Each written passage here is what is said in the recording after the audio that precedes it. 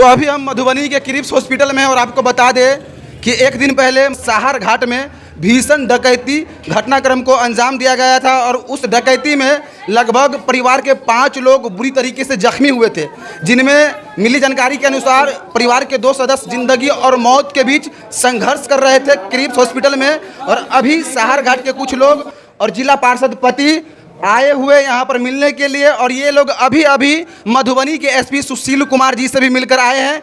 आखिर क्या आश्वासन मिला है प्रशासन के द्वारा और जिस तरह से लगातार अपराधियों का ग्राफ खासकर मधुबनी जिला में बढ़ता जा रहा है, प्रशासन के द्वारा क्या आश्वासन मिला है, इन सभी से बात करेंगे और उन मरीज के बारे में जानकारी लेंगे और उनका कंडीशन किस तरह से है। हम डॉक्टर से भी बात करेंगे, हॉस्पिटल के मैनेजर से भी बात करेंगे। आइए पहले साहर घाट के स्थानीय निवासी और रोस पड़ोस के जो लोग हैं उनसे बात करते हैं और जिला पार्षद पति बादल गुप्ता जी से भी बात करते हैं। सबसे पहले आप ये बताएं, अभी मिलने के लिए आए हैं, जो लोग घायल है उनका कंडीशन कैसा है? अभी देखिए पहले से बेहतर है और रिकवरी है, अभी सुरक्षित है। सभी कोई खतरे से बाहर है ना? सभी से बाहर है, खतरे से बाहर है। ये भी बताया जा रहा था कि कुछ लोग जिंदगी और मौत के बीच संघर्ष कर रहा है क्रिप्स हॉस्पिटल में। नहीं, ऐसा तो था मगर हाँ अभी बेहतर उपचार होने के कारण वो अभी सुरक्षित है, अभी खतरे से बाहर है। अभी अभी आप लोग एसपी महोदय से मिलकर आए हैं, क्या आश्वासन मिला है आप लोगों को?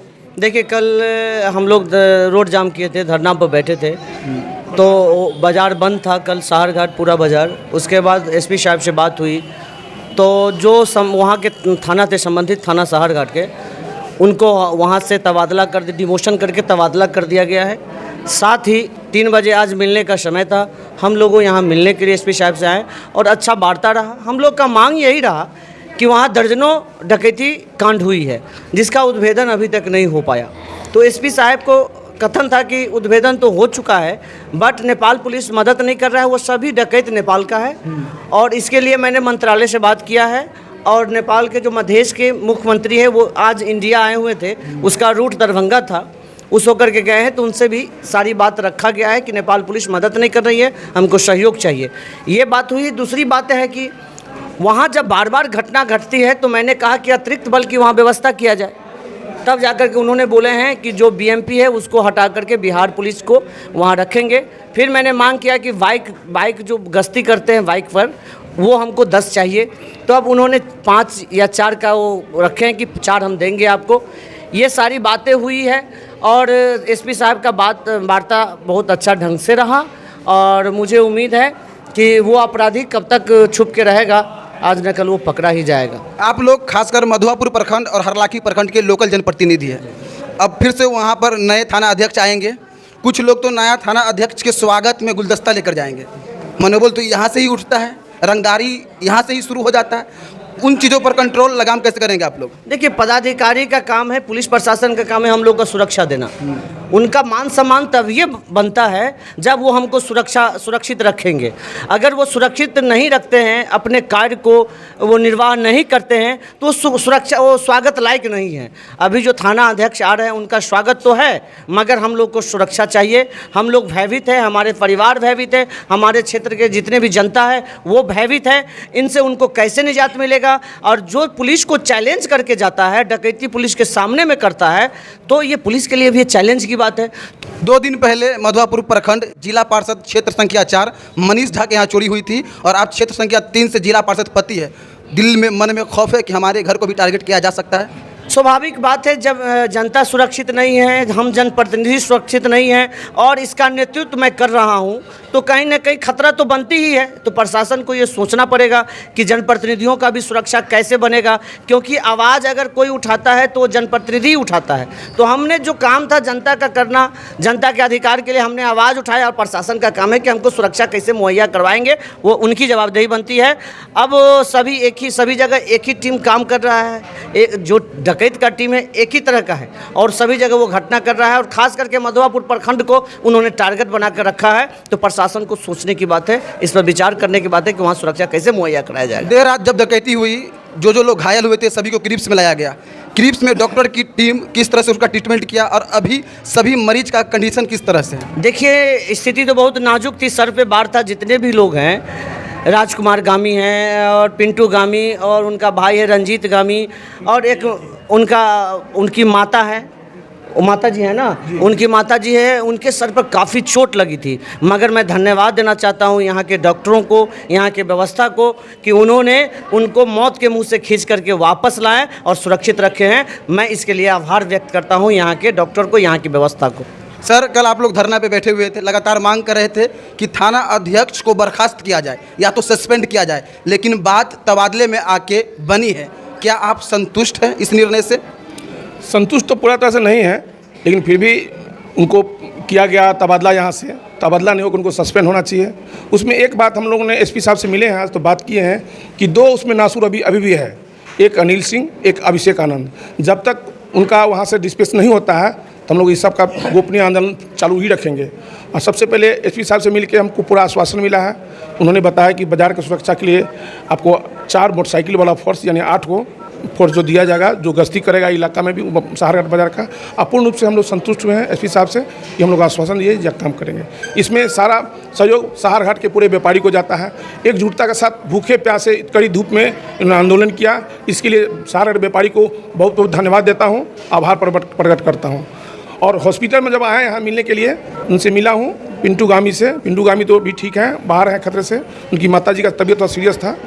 सभी मरीज से आप मिले हैं और डॉक्टरों की निगरानी में वो पहले से काफ़ी बेहतर है। क्या कहना चाहेंगे क्रिप्स हॉस्पिटल डॉक्टर परिवार को? जी, क्रिप्स हॉस्पिटल में सबसे बड़ा धन्यवाद देता हूँ हॉस्पिटल को, इन लोगों को जान बचा लिए। अन्यथा एक उनका माताजी तो बचने वाली थी नहीं। इनको बात किया हूँ, रिकवर के बाहर है, लेकिन उम्मीद करता हूँ 5 से 7 दिन में सभी रिकवर। इससे पहले कभी क्रिप्स में आए थे आप? नहीं, मैं पहली बार आया हूँ। नाम सुनता था क्रिप्स, उतना वाकिफ नहीं था, लेकिन पहली बार आया हूँ तो हमको अच्छा लगा हॉस्पिटल की व्यवस्था देख करके। क्या कहेंगे सर, जिस तरह से मधुआपुर में डकैती हो रही है, खौफ में आप लोग अभी भी है या फिर कुछ हद तक बाहर आए? नहीं, अभी तक खौफ में है। ये रात को सोते नहीं हैं, भर रात जाग कर रहते हैं। और एसपी महोदय के निर्णय से आप खुश है, संतुष्ट है? थाना अध्यक्ष को बर्खास्त नहीं किया गया, सस्पेंड नहीं किया गया, तबादला हुआ है, और पहले एसएचओ था, अब एएसआई हुआ है। जी, खुश तो हैं, सस्पेंड नहीं हुआ है, कम से कम तबादला हुआ है, तो इससे हम खुश हैं। और यहाँ पर जिला पार्षद के दोस्त जिला पार्षद और एक दूसरे के साथ संवेदना प्रकट करने आए हैं। ये भी जिला पार्षद पति और ये भी जिला पार्षद पति। क्या कहेंगे सर, जिस तरह से इनके क्षेत्र में डकैती हो रही है, आपका क्षेत्र इनके क्षेत्र की अपेक्षा कैसा है? देखिए, हमारा क्षेत्र भी जो है, मान लीजिए कि अभी 10-11 बजे करीब आपको कपिलेश्वर में आज बहुत बड़ा घटना हुआ है, जो बैंक के अंदर 4 बदमाश गया हुआ था और वो डकैती करने में कामयाब नहीं हुआ, बल्कि वहाँ का जो मैनेजर था उसने अपनी जान पर खेल करके 2 आदमी को जो कि पिस्टल लिए हुआ था उसको दबोच करके उसके बाद जाके उसको पकड़ा है। और उसके बाद प्रशासन जो है अपने इस काम में आई है। लेकिन उसमें होता क्या है कि जो डकैती और जो क्राइम होता है ना, उसके अंदर जो उसका कलाकार जो होता है वो बाहर का होता है, लेकिन डायरेक्टर जो है उसका नज़दीकी होता है। तो इसलिए प्रशासन को चाहिए कि ये जो कलाकार सब आया था, इसका डायरेक्टर को नहीं, इसको प्रशासन का काम है कि पता करें। क्योंकि अभी मेरे पास क्या है ये मैं जानता हूँ, मेरा पड़ोसी जानता है, ये नेपाल का आदमी मुजफ्फरपुर का आदमी नहीं जानता है। क्योंकि अभी जो क्राइमर था कपिलेश्वर में वो मुजफ्फरपुर का है वो। तो यहाँ पे किसके पास क्या माल है, क्या उसको क्या होता है, इसलिए उसका जो डायरेक्टर होता है नज़दीक में होता है। प्रशासन को चाहिए कि डायरेक्टर सबको ढूंढ के उसके से हिसाब किताब करें, जब भी जाकर लोग शांति से रहेगा। कुछ महीना पहले आपके घर में भी डकैती हुई थी और रिपोर्टिंग करने के लिए मैं ही गया था वहाँ पर। कुछ सामान रिकवरी हो पाया है अभी तक? अभी तक तो रिकवरी नहीं हो पाया है, उसमें कुछ व्यक्ति पकड़ाया है। और आज जैसे सर से हम लोग एसपी सर से मिले थे तो उन्होंने आश्वासन दिए हैं कि जो कुछ बाकी है उसको भी बहुत जल्द हम ले लेंगे गिरफ्त में।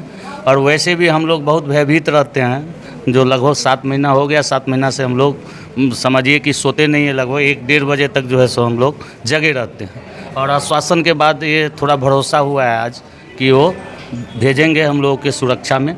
और पूरे मार्केट से लेके पूरे मधुआपुर प्रखंड, सहारघाट हो गया, मुखिया पट्टी हो गए, तो इनके आश्वासन से हम लोग थोड़ा संतुष्ट हैं। सर, आप लोग कल धरना प्रदर्शन दे रहे थे और धरना प्रदर्शन के समय ही क्षेत्रीय विधायक जी आए थे और उनका साफ साफ कहना है कि एनएच को जाम करना आपराधिक मामला है और आप लोग सभी अपराध की श्रेणी में आते हैं। क्या कहेंगे इस पर? देखिए, हम लोग तो जनता के साथ थे, जनता के अधिकार में थे, लोकतांत्रिक ढंग से हम लोग आंदोलन कर रहे थे।